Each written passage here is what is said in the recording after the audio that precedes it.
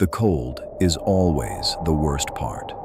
Before the sun even thinks about rising over the camp, the frost settles deep into the joints of your hands. They ache, an old, deep ache, earned from 20 years of gripping the tongs. But then, the fire wakes up. You pump the leather bellows, listening to them groan. They are the lungs of the Legion. Without them, the fire dies. Without the fire, the iron stays cold.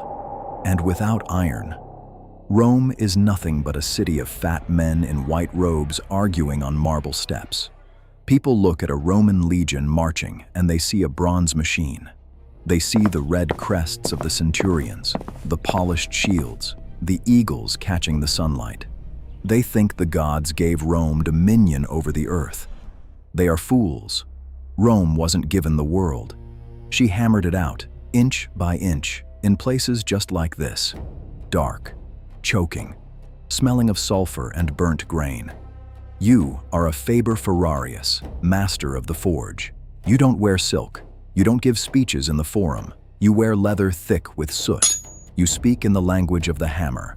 Clang, clang, clang. That is the real voice of the empire. They bring you the iron from the mines. It doesn't look like a sword. It looks like a heavy, ugly rock. They call it a bloom, full of slag, stone, dirt, raw, wild earth. Iron is a stubborn god. You cannot ask it to bend. You cannot coax it. You have to beat the weakness out of it. You thrust the bloom into the charcoal, not wood. Wood doesn't burn hot enough. You need the deep, white-hot fury of charcoal pumped by your bellows until the heat feels like it could melt the flesh from your bones. If you stare into that light too long, it takes your eyes. You've seen the older smiths, half-blind, navigating the anvil by memory and by the sound of the ring. You pull the glowing mass out. Sparks spit across your apron. You strike. Every swing is judgment. You are driving out impurities, folding the metal over itself. Again and again. The slag drips out like sweat. You fold it to make it strong. You fold it so that when a legionary trusts his life to this steel somewhere in the muddy forests of Germania, it does not betray him. They call you master. It sounds important. It isn't. You are not a senator. You are not a knight. Your name will never be carved into marble. But the legate knows you. The quartermaster knows you. Because when the campaign season begins and the wagons roll north, they count swords the way other men count coins. You are paid well, better than a farmer, better than most craftsmen. But you are bound to the legion like any soldier. When they march, you march. When they build a fort at the edge of the world, you build your forge beside it.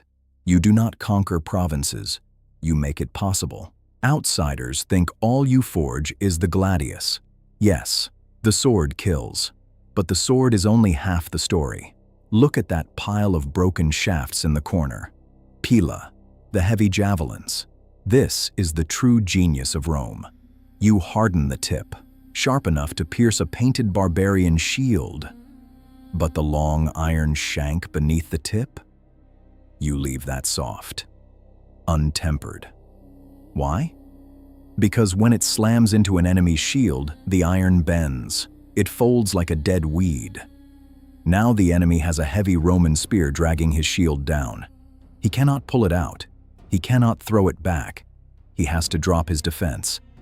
And the moment he drops that shield, the legion moves. Your weapons think.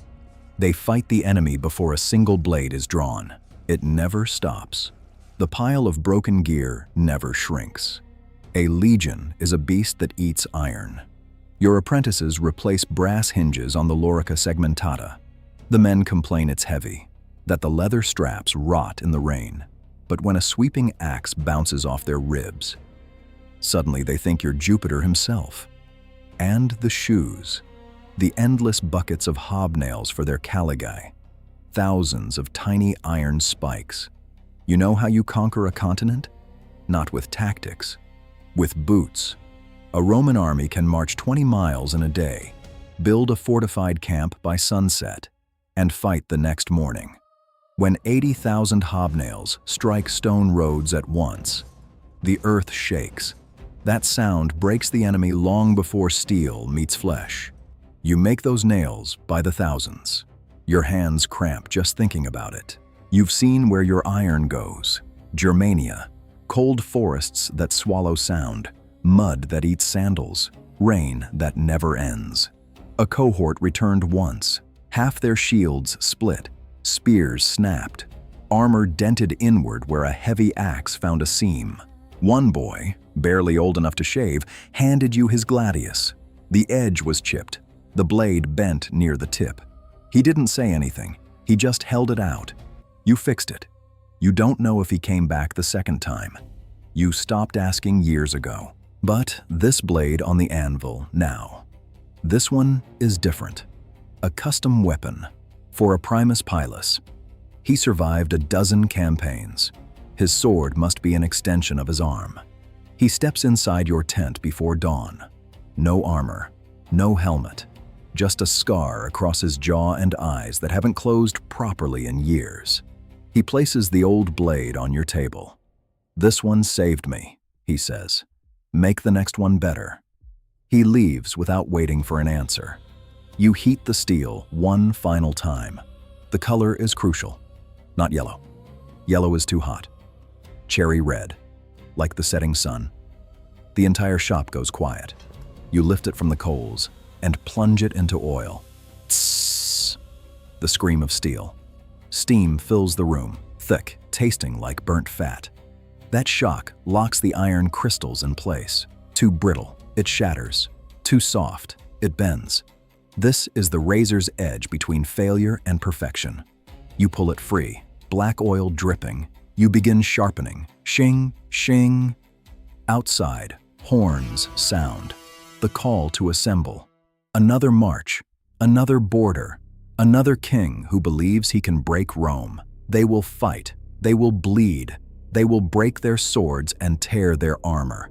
And tonight, when they return exhausted, the fire will be waiting, and so will you.